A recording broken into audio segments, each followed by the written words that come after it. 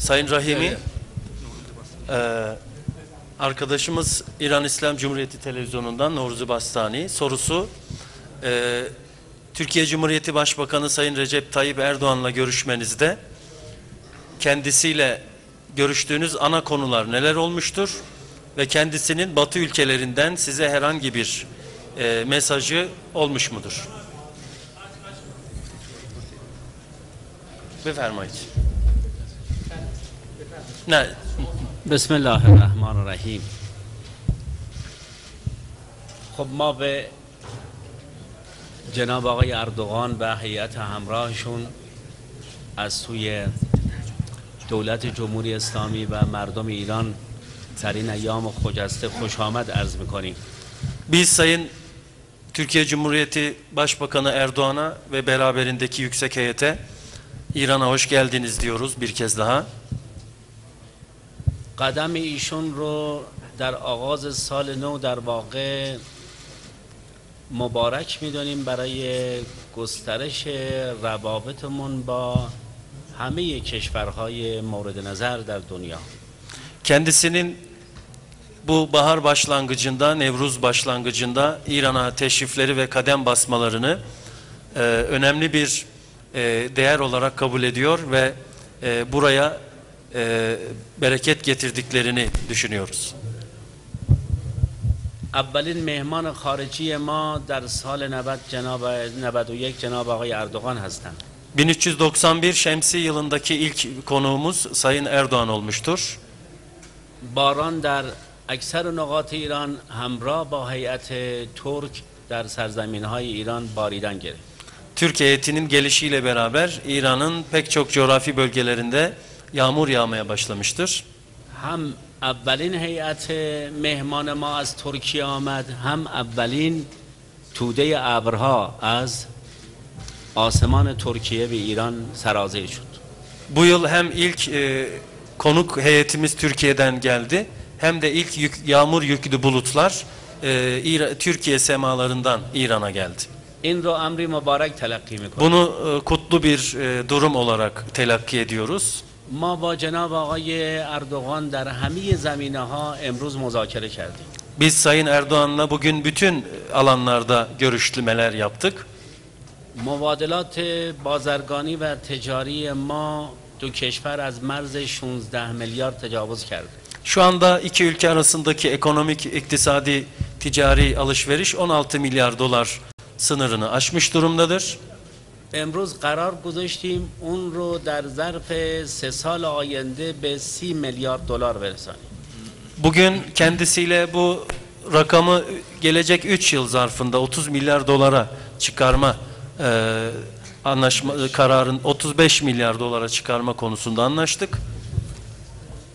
بنابراین کلیه زمینه‌های ارتقاء روابط در مذاکرات امروز مورد بحث قرار گرفت. Bugünkü konuşmalarımız ve görüşmelerimiz arasında bütün alanlarda ilişkilerimizi geliştirme ve yükseltme konusunda konuşmalarımız oldu.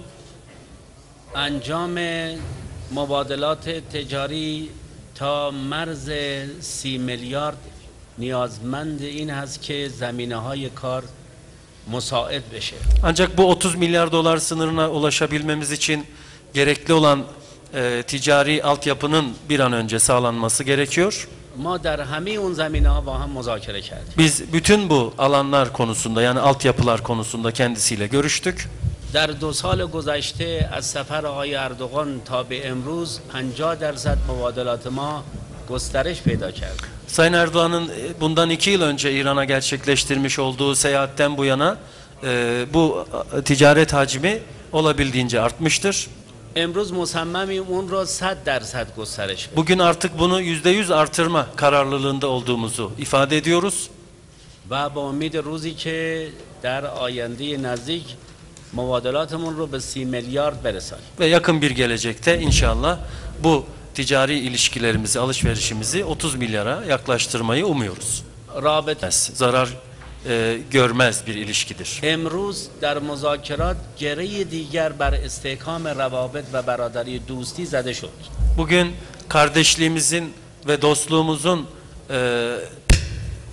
gelişmesi konusunda bir başka düğüm daha atılmış oldu bu sağlam bağa. یک گامی فراتر نهادیم برای ارتقا و استحکام روابط و دوستی. Dostluğumuzu ve ilişkilerimizi geliştirmek için ve sağlamlaştırmak için bugün bir adım daha ileri atmış bulunuyoruz. این بر هر دو ملت مبارک باش. Bu her iki millete de mübarek olsun. Teşekkür ederim.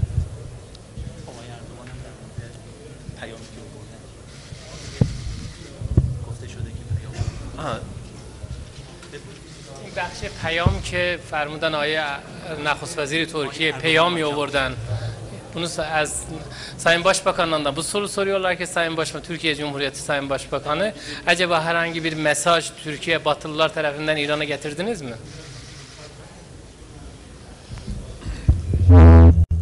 Zaten değerli basın mensubu arkadaşım soru sordu ve çalışmamızdaki bütün yaptığımız görüşmeleri de değerli kardeşim, mevkidaşım Rahimi açıkladılar. Ona ilave olarak خبرنگاران محترم سوال کردن، تمام موضوعاتی که با هم بایستی میگفتیم همه رو از طرف من برادر بسیار عزیزم جناب آقای رحیمی فرمودن. farklı benim şahsıma yönelik soru varsa ben ayrıca o soruyu cevaplandırırım. اگه یک سوالی مختص خود من هست و مشخصا از شخص من بفرمایید من در خدمتتون هستم. خبرنگاران. Sizin sorunuz var mı? Bir de Türk tarafından bir soru gelsin. Evet. Seçil Özel Kanal'da Haber, her iki tarafa da hem Sayın Rahimi'ye hem Sayın Erdoğan'a sormak istiyorum. Önemli bir adım atıldığını söyledi Sayın Rahimi az önce. Bu müzakere görüşmelerinin İstanbul'da yapılması mı böyle algılandı? Eğer İstanbul'da yapılmayacaksa son noktada tarafların görüşleri nedir? Müzakere görüşmeleri nerede yapılacak? Bu konuda ne düşünülüyor? Ve görüşmelerde özellikle görüşülmesi beklenen bölgesel Türkiye'nin komşu ülkelerinde yaşanan olaylar vardı. Bu konudaki iki ülkenin birbirine verdiği mesajlar.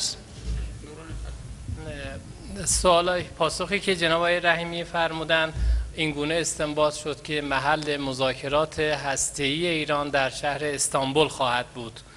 ما استنباط این بود و علاوه بر اون البته این سوال من مخاطبش هر دو مقام هستن، هم جناب آقای رحیمی هم جناب آقای اردوغان، و من میخواستم ببینم آیا در این مذاکراتتون در خصوص مباحث منطقه‌ای و مشکلاتی که در کشورهای همسایه وجود داره در منطقه در جریان داره آیا صحبت کردید و اگر صحبت کردید چه نتایجی داشتید؟ میخواید اول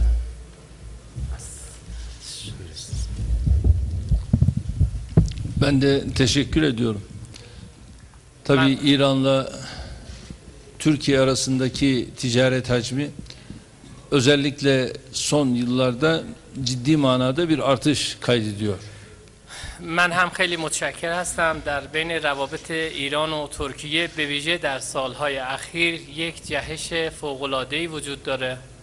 2011 sonu itibariyle bu rakam 16 milyar doları aşmış vaziyette. در پایان سال 2011 این رقم حجم روابط تجاری دو کشور از 16 میلیارد دلار گذشت.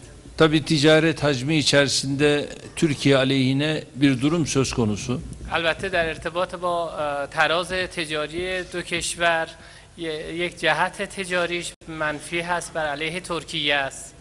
Değerli kardeşim, bu konuda bu aleyhte olan durumu dengeye getirecek şekilde bir çalışmayı yapabiliriz.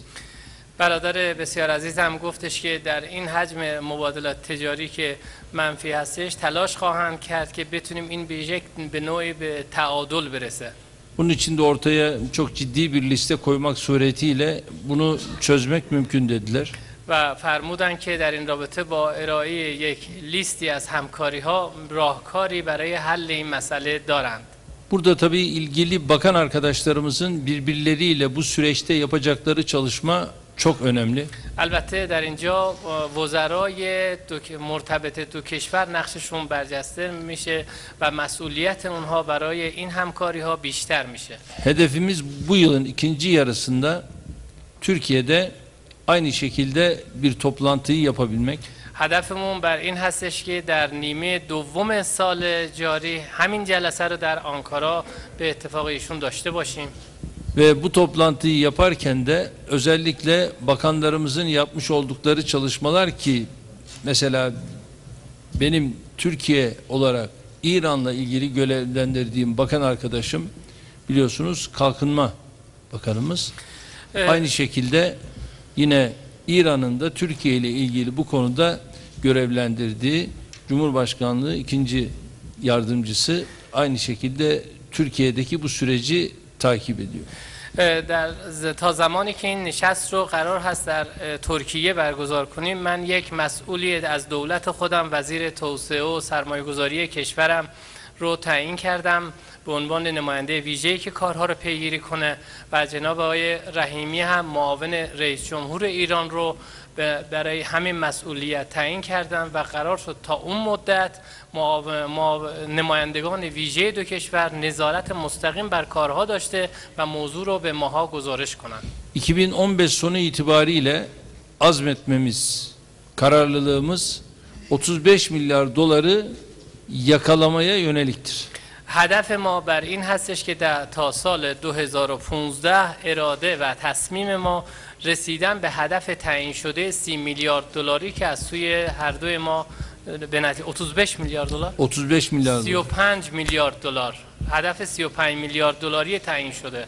Tabi burada gerek doğalgaz gerek bu noktada petrol bunlarla olan ilişkiler noktasında da bakan arkadaşlarımızın kendi aralarında yapacağı çalışmalar çok önemli. البته در این رابطه خواه در بحث انرژی نفت گاز و خواه در سایر زمینه‌های تجاری و اقتصادی دیگر نقش و وظایف رسالت وزرای دو تا کشور نیز برجسته هستش.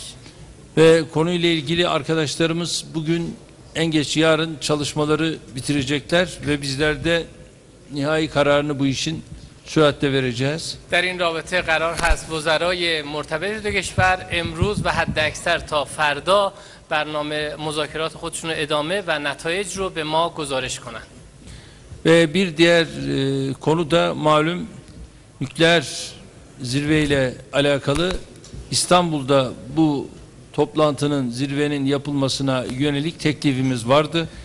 در ارتباط با مذاکرات هسته‌ای نیز ما پیشنهاد برگزاری اون در استانبول رو مطرح کردیم عنوان کردیم. Sayın Salih'i bu konuda zaten İstanbul'da yapılmasını daha önce de basına söylemişti. جناب آقای صالحی وزیر محترم امور خارجه ایران قبلا برگزاری این نشست در استانبول رو در رسانه ها هم خب پیشنهادشو فرموده بودن دادن. Şimdi karşı tarafta da bu konuda Kore zirvesinde aldığımız şeylerle, bilgilerle olumlu gelişmeler var. Öyle zannediyorum ki onların açıklamasını beklemek durumundayız. طرف مقابل نیز در جریان نشستی که در کره داشتیم رایزنی هایی بود بر اینکه انجام اون بشه در استانبول در این رابطه نیز گام هایی رو برداشته شده و منتظر نتیجه دیدگاه اونها نیز هستیم. Biz de bu sürece olumlu katkıda bulunmayı arzu ediyoruz. ما هم تلاشمون به این کمک به انجام این روند هستش. Çünkü baştan itibaren bu konuyu en yakın takip eden 3. ülke konumundayız. چرا که از ابتدا تا کنون ما کشور سومی هستیم که موضوع رو از نزدیک تحت پیگیری و بررسی قرار دادیم. Teşekkür ediyorum. متشکر هستم.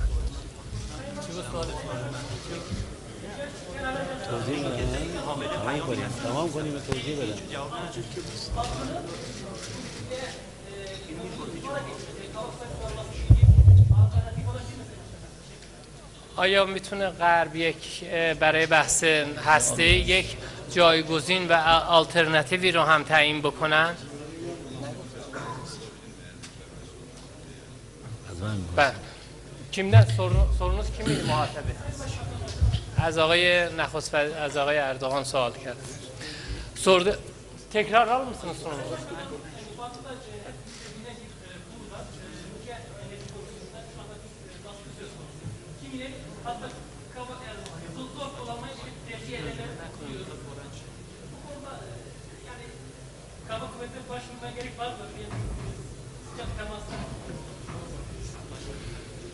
Değerli arkadaşlar, nükleer enerji konusunda kimsenin kimseye barışçıl amaçlı olduktan sonra herhangi bir dayatma yapma hakkı yoktur. Nitekim ایشون سوال کردن که آیا تحت فشار و استفاده از قوه قهریه بر علیه ایران در ارتباط با سلاح هسته‌ای مد نظر هستش؟ آقای نخست وزیر میفرمایند هیچ کس هیچ حقی نداره در مورد وقتی که حرکتش در جهت انرژی صلح‌آمیز هست هیچ اقدامی رو بکنه. Nitekim Kore'deki toplantıda da sivil nükleer enerji noktasında, askeri enerji noktasında bunların ortak ele alınması hep gündeme geldi. در موضوعات کره هم تنها بحث اونایی که سلاح هسته‌ای و استفاده کاربرد نظامی اون تنها بحث بود. Tabii nükleer silahlara karşı aklı selim sahip olan herkes normalde karşı çıkıyor. تمامی عقل سلیم همه در مقابله با استفاده نظامی از سلاح اتمی هستند. Ve böyle bir dayatmayı da kimsenin yapmaya hak ve selahiyeti yoktur. و فلذا در اون رابطه هیچ کس حق همچین فشاری قدرتی نداره نبایستی همچین فشار رو به دیگر کشورها اعمال بکنه. نکته را هم من اضافه کنم. Bir konuda ben eklemek istiyorum. موضع ایران در استفاده صلح‌آمیز از انرژی هسته‌ای بر همه جهانیان آشکار. İran'ın görüşü ki nükleer enerjiden sadece barışçıl amaçla kullanılması